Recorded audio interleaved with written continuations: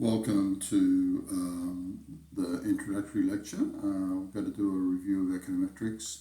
Things we're going to cover are the general linear hypothesis, generalized least squares, seemingly unrelated regression, GMM, conditional versus unconditional, and show you how to do some of this in SAS. The general linear hypothesis is given by y equals x beta plus u. Y is a t by 1, the number of observation. X is a t by k, where k is the number of independent variables, including the intercept. Beta is the vector of regression coefficients, and u are the error terms. So these are the true error terms. This is the true beta. We make assumptions that these error terms mean zero and uncorrelated over time and have a constant variance. And the assumption that's made is that the error term is normally independently distributed, mean zero, variance sigma squared. And if x is stochastic, it has to be the expected value of the error term at x equals zero, that they're uncorrelated with the error term. The general linear hypothesis is is a matrix of restrictions, so there's q restrictions on the k parameters times beta, the vector of coefficients, equal r. That's the restrictions. Normally that's zero, where r and r are known, and it's for full rank q. So q is the number of restrictions. So an example, say k equals 4, so you've got the intercept and 3 slope coefficients. If you want to test beta 3 equals 0, you've got to make r, the restriction matrix, pull out the third one. So 0 on beta 1, 0 on beta 2, 1 on beta 3, 0 on beta 4. So multiplying that out, you get beta 3 equals 0. And the constraint, there's one constraint, q equals 1. Beta 2 equals beta 3, then you have to select out the second one and the third one. And they've got to be this one minus this one equals 0. So here we get beta 2 minus beta 3 equals 0. R squared equals 0, so then we need to say that the first three, the first 3 slope coefficients equal 0. So beta 2, beta 3, beta 4 simultaneously equals 0. So all 3 of them equal 0 simultaneously. So now I want to prove that this expression, which is the restriction squared, weighted by the variance covariance matrix of the restriction inverse, that over the error term squared is an F distribution. So you'll see in the videos, there's also videos on the distributions we'll be using. First the normal, and it gives you a discussion of the normal, and then everything comes from the normal. So the chi squared is a normal 0, 1 squared. The t is a normal 0, 1 divided through by the square root of the chi squared divided by its degrees of freedom.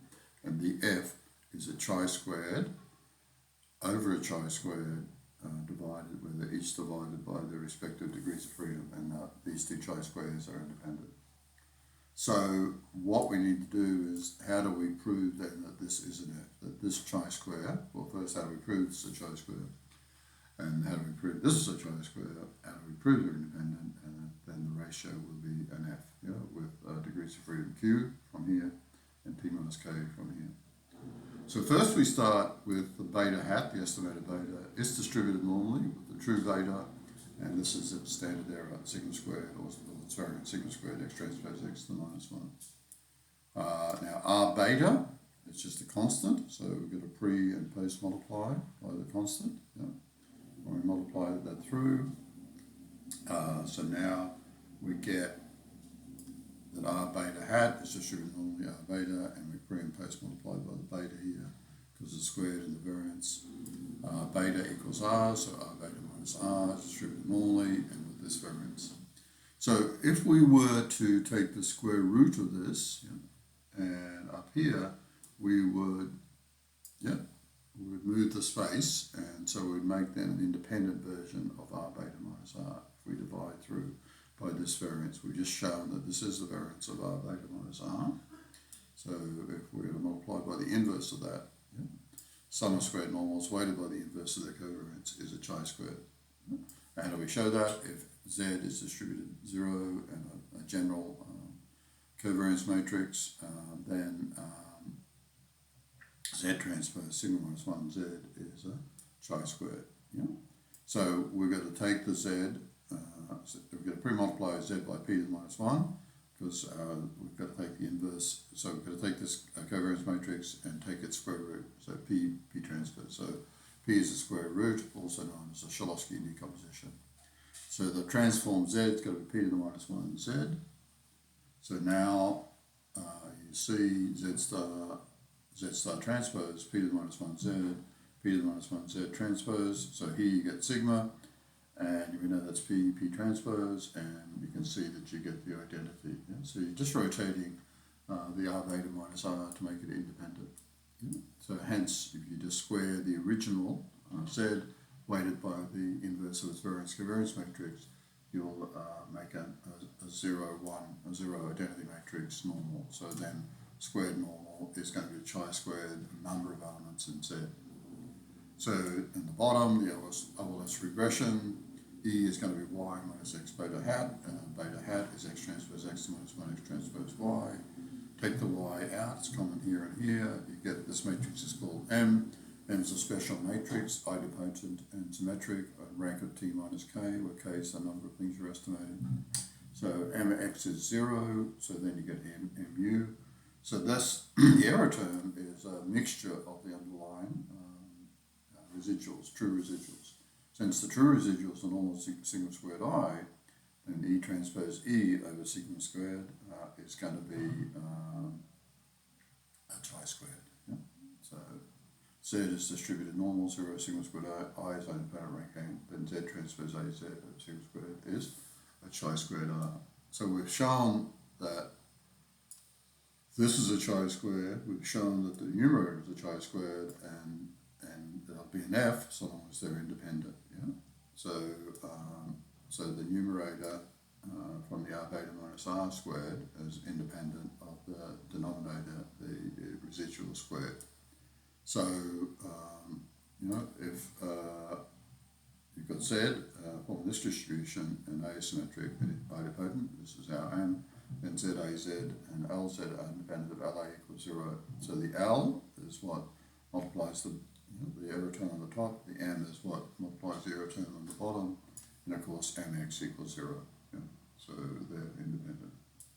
So we've shown that beta hat is independent of E transpose E, and the result is proved. That is, that this is an F statistic. This is a chi-squared, this is a chi-squared, they're independent, and the ratio is an F. So let's go now to the next, which is generalize these squares. If it doesn't satisfy, the U doesn't satisfy the sigma squared I assumption, say it's 0 sigma, where that's a general covariance matrix, what we're going to do is again rotate the Y and X. We're going to break the sigma into PP transpose, take its square root, that's the Shklovsky decomposition. Pre-multiply the Y by P minus 1, pre-multiply the X, so you have Y star out and U, and then if you follow it all through, you're going to get that you have, here all we're saying is that the U and the X are not just independent at time T, the U and the X have to be independent. So the original U and the original X have to be independent of each other and forward and backward, and xt is independent of ut minus j and t plus j, because the u star is a mixture of the original u's and the x star is a mixture of the original x's. So transform, you go over to all this on the x stars and the y star, and you end up with a chi-squared distribution, where you've got this as the numerator, sum of squares, a chi-squared. This is the denominator, sum of squared. In terms of the original variables, that's it here.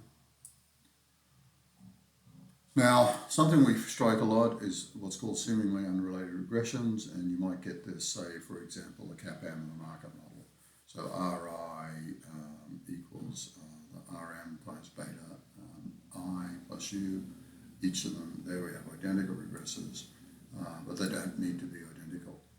So with the seemingly unrelated regression, you might see you assume you have this correlation structure. U is sigma j I t. That is, each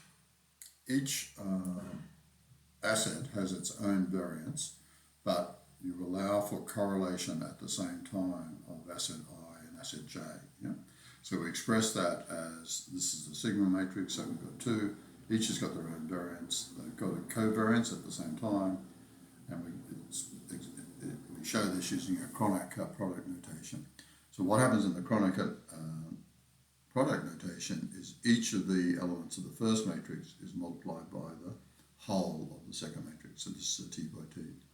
So this element is multiplied by the whole T by T identity matrix. So you get a diagonal matrix with sigma squared I on it. Here you get a diagonal matrix with sigma I 1, 2 on it. Okay. So it looks something like this. Yeah. And then seemingly unrelated regression just ends up being a special case of GLS. Yeah. And you end up again with the F statistic. Now we're going to look at GMM, and it's a different way to look at things. You don't have to assume normality or anything. So we've got an example here where we're testing for normality. For normal, everything's based on just the mean and the variance. So the first moment is mean, second moment variance, third moment is 0, fourth moment is 3 sigma to the fourth. So all function of the mean and the variance. We could write that down as expected value of each of these moments equals 0 and define a mean vector like GT as being this matrix of 4 moment conditions.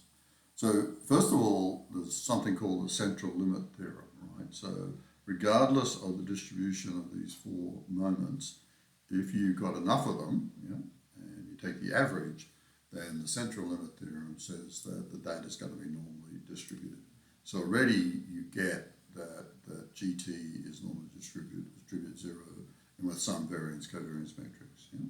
We scale by square root of t because if it was just the average itself, then you just have a point mass, because you know the average, the variance of the average is sigma squared on t. So that goes to 0, so we scale it up. And of course, a normal squared, yeah, weighted by the variance covariance matrix, which this most time we know is a chi-squared. So there's nothing new here. We just know from the central limit theorem that this will be normally distributed.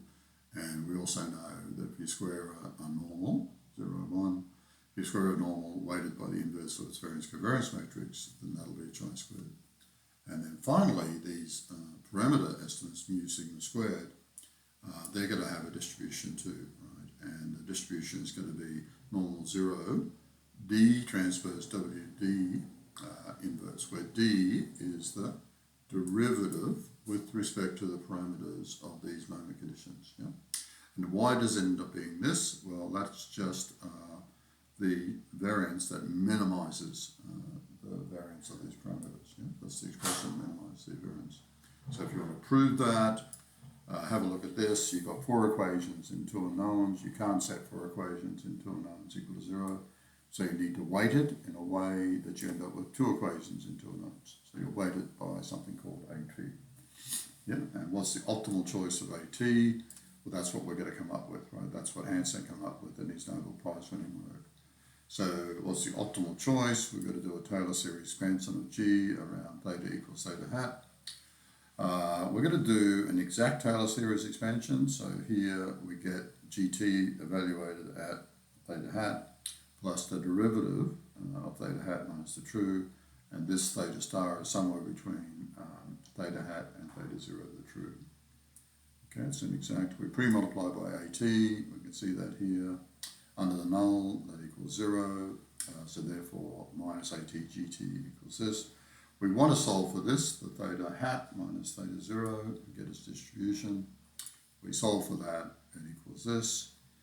Hence, we know that we're going to square. This is the thing that's normally distributed. All of this is going to be squared. Yeah. So the square root of t, theta hat minus theta, is going to have the distribution of this. Yeah. It's going to be this times the distribution of GT, which is normal. And hence, we see this, but this, we're going to get some cancellation here. Yeah.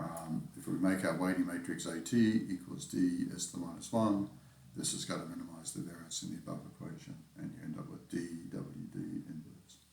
So this is also, as we see later on, a really easy way to get the distribution of parameters, and we'll be able to use this a lot. So Hansen's paper tells us we want to weight the known conditions, so we get two equations, two unknowns, and equations, and unknowns. We choose AT to minimize the asymptotic variance of theta star, and AT equals D S to the minus 1, and the parameters that have this distribution, and we'll use that a lot. Okay, we're going to look at conditional versus unconditional now. This will be a big theme throughout the course, and this is just to get you thinking, and the penny will drop on this as you do it. Way back in the early days, Blackberg and Gibbons put forward this interesting example. Suppose returns are drawn each period from a normal, and you know it's normal, but the variance comes from an inverted gamma. So then conditionally, returns are normally distributed, but unconditionally, when we integrate out for the variance over time, we actually get a student T. So thus, even though R is conditionally normal and its distribution is changing at each point in time, the sigma squared is changing. Unconditionally, R's got the same distribution as student T. Okay, another bit. Here's a conditional representation. Real returns a constant, and this refers to this expectation at time t minus 1. So I can say expectation at t minus 1 of R minus k equals 0. Because it's at t minus 1 and includes all information, I can multiply by information z t minus 1, that's in the information set, and I get conditionally that this equals 0. Then I can iterate over time, because the integral of this will be just rt minus k times z, and of course the integral of 0 is 0. So I can get an unconditional representation, and I can go and test things in an unconditional form. And then finally, let's go back to our F statistic. If the X matrix is stochastic, is the statistic conditional or unconditional F? Yeah? Well, the answer is it's unconditional because it only depends on Q and T minus K, right? But that's the case even though the beta hat, which forms part of it, is indeed conditional on X. And then the final thing is I'm just showing you how easy it is to use SAS or one of the packages. This is going to test the CAPM. I'm reading an evaluated portfolio, equally weighted portfolio, 10 size portfolios, and then I've got a couple of different estimates of risk-free rate. This is by one of my students, Kate Prof, who's gone on as a professor in the US. She's got RFS, Journal of Finance publications, doing very well. So we're reading the data. Risk-free rate is got to be divided by 12 because it's an annual rate, and it's in decimals as percentage because it's going to be made to decimals, the same as the returns, and we take excess returns. Okay, so, and then to test the CAPM, you do the 10 size portfolios, excess returns on the market, and test intercept, and we'll see that later on how that works. And then finally, we're going to do a little econometrics review.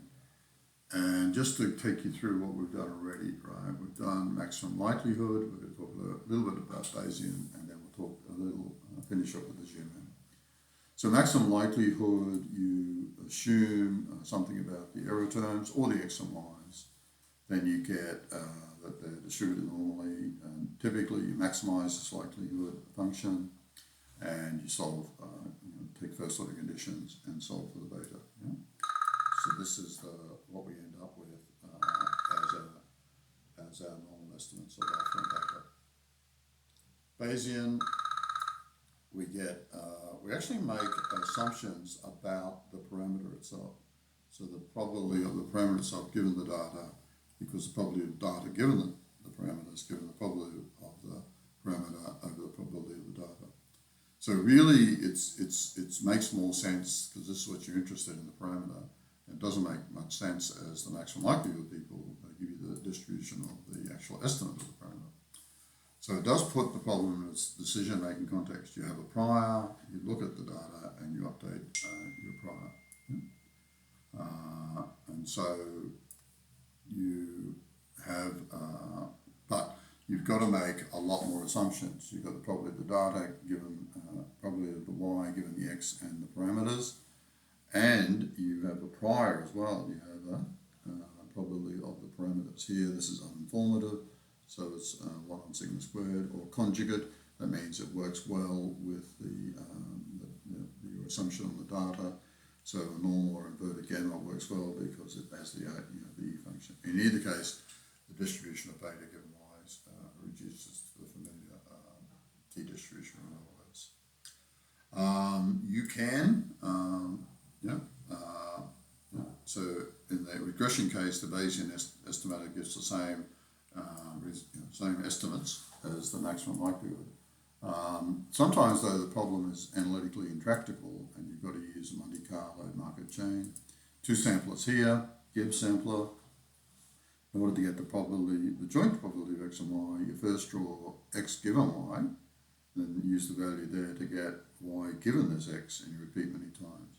And under certain regularity conditions, this will converge to the joint distribution of x and y. Metropolis Hastings, here you approximate the target distribution by an easy-to-use distribution and then adjust. And it turns out that Gibbs sampler is a special case of Metropolis Hastings. Becoming far more popular now because of the computing power, vastly improved computing power. And then Johannes and Polson have a very nice paper in the reading packaging for applications of Bayesian. And then finally, GMM makes no distributional assumptions, relies entirely upon the central limit theorem, which applies to everything. In the regression case, you just put the first order conditions of O less. This one defines the alpha. This one defines the beta. Yes, first order condition with respect to alpha. First order condition with respect to beta. And then the GMM estimate will give identical estimated parameters to O less. But if the assumptions on O less are satisfied, it'll give the identical standard errors. However, if the O less assumptions are not satisfied, it gives you the correct standard errors. Okay. So that's a review of econometrics, and might be a good time for you to look at those distributions in the videos and find a good econometrics text and just have it on your shelf so that you can refer to it, right? So there'll be a bit of catch-up homework here to do to just familiarize yourself again with statistics and basic econometrics.